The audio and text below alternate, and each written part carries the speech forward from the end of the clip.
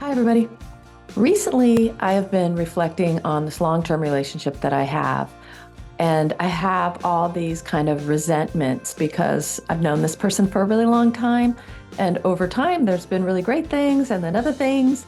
And I have a little bit of resentment about certain things. And every time something comes up that triggers a resentment, it could be something as simple as an eye roll or just looking away while I'm talking or changing the subject abruptly when I'm talking about something that's important to me, kind of triggers this resentment to return. And then I just feel resentment all over again. And it's not a good feeling, and it's not something I want to keep in this relationship. So I've been thinking about how to let it go. What do you do when you have this resentment? How do you let it go?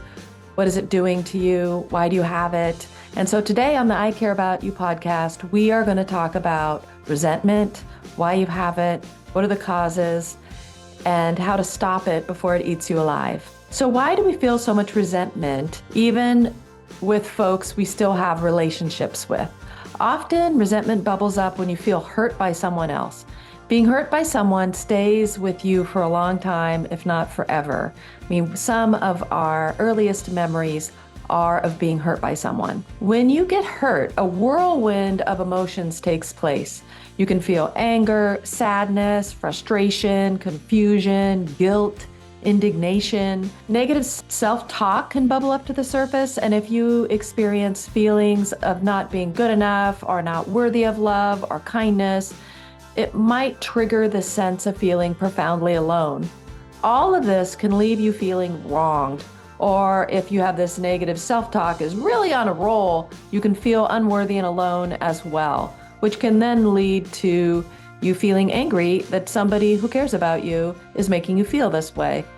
Thus, resentment. You might feel as though you were wronged and the situation is completely unjust. This can lead to anger and resentment. You may feel resentful because you feel you were found out or exposed, and that was painful. You are left with the question, how could someone who loves me hurt me like that? And that unanswered question in itself can lead to resentment. We find ourselves hanging on to resentment for years and sometimes decades because we've been fostering these deep feelings of being wronged. It may be that the person who wronged or exposed you in some way, either real or imagined, has no idea or avoids discussing the topic with you altogether. You may become angry when they don't exhibit signs of remorse or offer an apology or just start avoid talking about it. This can just fester inside you. Because of this, resentment impacts the person feeling the resentment far worse than the other person who was involved in the incident or people. I'm going to say person throughout this podcast, but obviously you can have resentment against a group of people as well. For most of us, resentment is something we feel when a situation lacks closure. We are waiting for the other person to bring it up, to talk about it, to actually hear us and see us, and most often to apologize and feel remorse. Without this closure, the resentment lives on inside of us, sometimes getting worse and worse as we wait. If the person continues to do things that are connected to the original resentment, we might end up just building up on top of that resentment and building it into something that's intolerable. Many relationships end when resentment has been built up to a point where the person feels that the relationship no longer has value. All they see when they look at that person is all the resentment that they have. Sometimes sitting in your resentment is easier than finding closure. Perhaps the person in question is stubborn, doesn't want to hear your feelings, or is incapable of understanding how they hurt you. Sometimes their pride stops them from saying sorry, or they are incapable of feeling empathy or compassion. Sometimes the person refuses to enter into a confrontation and will not resolve the issue just because it will be a difficult conversation. Sometimes you are afraid to enter into a difficult conversation yourself. You're the one sort of avoiding the conflict, or you worry about hurting their feelings. Sometimes you are resentful of somebody who's actually quite fragile and you don't want to hurt their feelings. And that creates even more resentment because you resent them for not being resilient enough to have the conversation you want to have. Or you feel burned by them. You've burned a bridge. You can't go back. Your resolution isn't possible because the bridge is burned. And sometimes, unfortunately, the people pass away. This can happen a lot with caregivers and children, where the children feel resentful of something that happened in their childhood, but they can no longer resolve it because that person is no longer here. Sometimes we feel that if we let go of the resentment, it's like losing a fight. We might feel like we let the other person win, or that it's okay that that person treated you that way. In a sense, if you let it go, you are allowing others to treat you that way in the future. And you are saying, it doesn't matter how I was treated in the past. You might feel like you were acknowledging that you were wronged and you're holding a grudge, and that is powerful. That it was important for you to stay that way because you're trying to stand up for yourself. It can feel like another situation when you aren't worthy or you aren't being treated properly. And if you let it go, that's acknowledging that you aren't worthy. So you're holding on to it. Some of us like a good fight and drama. We feel powerful if we can control a narrative of being wronged. We can use it in a way to shame others or to hold ourselves in higher regards than we do to others. This can be a powerful feeling, but the power is a false sense. It isn't real. It's holding everyone captive. The real power is finding freedom. But in the moment, we feel like if we can be resentful to the other person, then we have power over them or power over a group. A lot of times this happens when people are bullied. So they hold on to resentment so that they can hold power over the group that bullied them in some way, shape, or form. Sometimes resentment becomes a coping mechanism. It keeps you from being hurt again or putting yourself out there. If you are in a relationship where someone lied to you, you might transfer your resentment to others and start simply seeing everyone as liars. And so you don't get in too deep in any relationship because you've already transferred your resentment of a past relationship onto a future relationships and all future relationships and future relationships you're unaware of at this moment, but might happen in the future.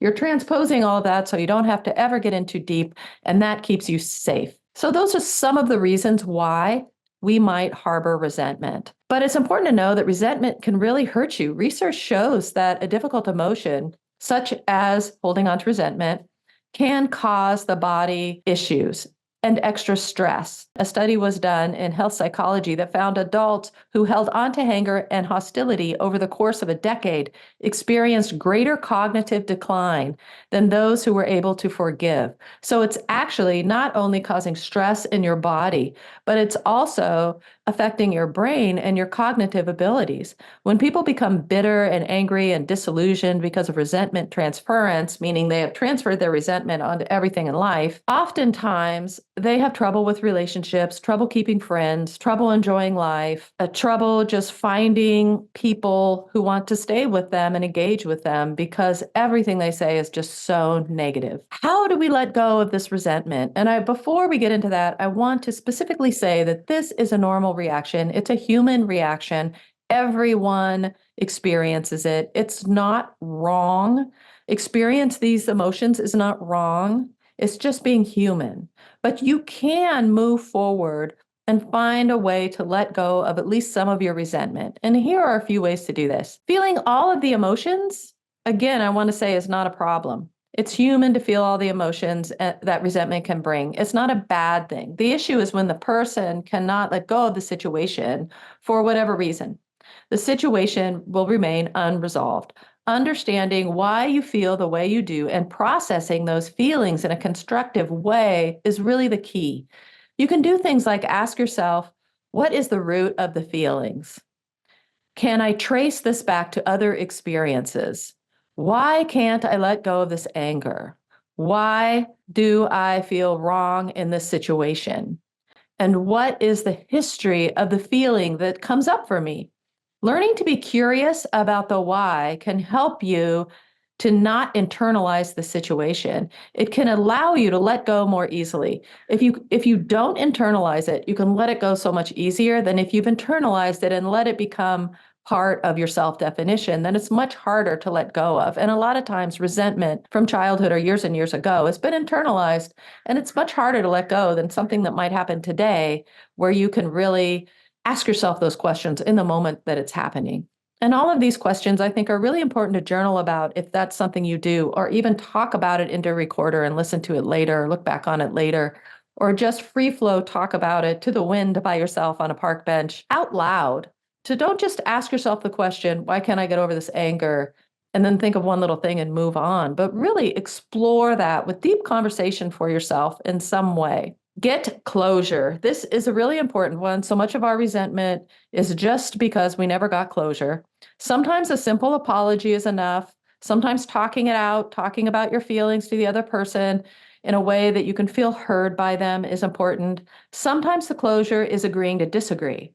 If you feel it was not your fault and the other person feels, heck yeah, it was your fault, you can agree to disagree and find closure there. There are many, many ways to find closure that aren't about someone saying they were wrong and the other person was right. Everything is really muddy all the time. Sometimes you'll get a simple apology, and maybe that isn't really enough. Maybe you want the person to put their money where their mouth is and actually shift something about what they're doing when they interact with you. And that's another conversation.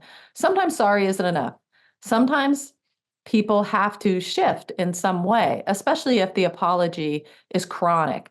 The thing's always happening. The person's always apologizing for it, but they're never doing anything on the back end to shift that behavior. Realizing that letting go isn't about winning or losing. This is another thing that you can come to terms with to let go of your resentment. It's not about winning or losing, but rather being able to move forward. You can feel like that was not right what happened, and I am worth being treated better than that. But I will let go of this for me, not for them, but for me. And I will let go of this resentment so I can move forward. I do not have to carry this old baggage of ugliness around with me anymore because I am worth good things. I only carry good things with me, and I let go of the bad. The bad has no power over me anymore. And this is kind of a mantra. It's a very long mantra, right? You can break it down into sections, but this is kind of a mantra or an affirmation you might repeat over and over again when you're feeling yourself triggered or you're feeling resentful or you're just trying to work through things you feel resentful about. Another thing you can do is realize that the power in this situation is really about letting go and not having the situation or the person hold you hostage in some way. As long as you hold resentment, you are being held as a hostage by the situation and the person involved. When you let it go, it becomes meaningless. If you hold on to it, they still have power over you. When I got out of an abusive relationship a while back, decades ago, I let the person hold so much power over me by being resentful, holding grudges. I was also afraid to see them if I ever saw them around. I had so much resentment and so many grudges against them. I was so angry by the time after I came out of being just really fragile and frightened and kind of manifested into this resentment. It took so much mental and emotional energy to carry that all around every day. And I realized that even though I had escaped the situation, it was still controlling me in many ways through this resentment and grudges. The resentment even made its way into new relationships and caused other issues. Sometimes I would transfer old resentment onto new relationships if I was triggered. So I talked about this a little bit earlier. I transferred the resentment, thinking to myself, it's only a matter of time before this person also treats me badly. So again, kind of a coping mechanism of not getting in too deep. Letting go of some of that resentment was so freeing. It felt like through the resentment, they were not controlling my relationships anymore. It felt like the person who had wronged me lost all their power, and I gained power by not caring about them anymore, by not letting them have all that power over me. I still have resentment that I'm working on letting go of in that relationship. It isn't easy. It'd probably be a lifelong practice for me, and that's perfectly fine. I'm working on it. I was able to let go. And once I let go of some of those things, especially the coping mechanisms, the ways to keep people at arm's distance, my life became so much richer and so much better. So that's important to realize when you are transferring resentment to people outside of the situation that brought you the resentment in the first place. If an old partner cheats on you, it doesn't mean everyone will. Learn to recognize when you are expecting to be let down or when you are using old resentment to keep you from being vulnerable. Tell yourself that resentment you feel is around a certain situation and person. It isn't part of this new relationship. Don't let it stop you from making the the best out of a situation and from thinking the best in people. A lot of people let old resentment bleed into all aspects of their life. Sometimes you see older folks with very negative attitudes. They think people are inherently bad and out to get you. They think everyone is dishonest. They think everything is bad. They're always pointing out what's going wrong or bad with things. Literally everything, even a parked car on the street, is open to ridicule. These folks have transferred resentment onto everything around them, and they aren't winning. They're losing out on so many positive aspects of life simply because they can't let go of the resentment and they've let the resentment infiltrate everything around them. They really suffer with relationships. They really suffer with having a good time. Identify the reason why you feel resentment. This is kind of really important. What is the mechanism? Is it to feel safe, a way to keep you from engaging? If so, try small exercises to tap back into your vulnerability. How can you feel more unguarded? What small things can you do to feel more free and open? Little tiny things. It can be small things like ordering a different kind of coffee than you normally order, or saying hi to a stranger, or talking to somebody in the elevator you would never talk to, or smiling at people. Small things that help you tap back into that vulnerability in a way that's safe so you can cultivate it into bigger things, and maybe a relationship that's deeper than the ones you have now will come about as a consequence. Try to look at situations that are unpleasant as learning tools. I know this is also borderlines on, I hate it when people just say a bad thing happens to you and people are like, oh, well, it's a learning opportunity. It's not that simple. That's not what I'm saying. You can mourn the situation. You can have all the emotions associated with the situation in any of these tools for getting past your resentment. You can feel all those emotions. You can be angry. You can have resentment, but also know they could be a learning tool. What can you take away from it? Did it make you more compassionate? I mean, certainly that's how I feel about the relationship I was talking about that was abusive. I found that I had so much more compassion and empathy than I realized. I can relate more to people, so many more people. I feel like I can really understand what people are going through my own perspective, and therefore be there for them, which is really hard to find. A lot of people can't go to those hard places, and I feel really fortunate that I can, and I can be there for people, and I can process things in a way that's so much different than I did before the horrible situation. You can ask yourself, did I learn what I want to have in a relationship? That's another thing. I felt like I really learned that after the horrible relationship. I was really able to define what I wanted in a relationship, which I don't think I'd ever taken the time to do before. I also asked myself, what did I gain? Well, I gained all this new depth of understanding, clarity, compassion, what I want out of relationships, how I need to take care of myself, how I need to take care of others that I love, what my actions do to others. So many takeaways from an incredibly horrible situation in my life. And I feel like that really helped me to let go of a lot of the resentments. You can ask yourself, what did I gain? And really go deep with that, write it down again, talk about it, think about it, meditate on it, try and figure out what came of it. Try not to internalize the bad situation. This is really important. Once you internalize it, it can become part of your self-definition, and then it's really hard to let go of. It wasn't you alone that was causing the situation. You were not the cause. It was not you. It was something that happened to you. It wasn't you as a bad person. It might define what you know about the world, but it does not define who you are. That's a choice. If you let a bad situation become internalized and part of your personal belief of self, we all do that. That's human. Everyone's done it. There's nobody who hasn't done it. That's part of being human. But you can also decide how you are going to define yourself. And even though that bad thing happened to you, it doesn't have to be part of your self-definition. It might take a while to tease it out and let it go to the wind, certainly, and it might come back every once in a while. But rationally in your mind, you can say, you know what? I am not that person. I am not that bad situation. That bad situation happened to me, and my response is this, or I am working on that. As always, one of the biggest things you can do for any type of happiness practice are to get through feelings that are hurting and harming your life better than helping is to find gratitude, to be grateful. Find gratitude for all things if it's possible. Even find gratitude for the experience if you can. That's really, really hard. Again, I can't emphasize that enough. I don't want you to think that a horrible, horrible, horrible thing happened to you and you need to find gratitude with it. That's usually something you can't tap into until well down the road. Maybe even years, decades later, you can see something that might be positive out of the situation that happened.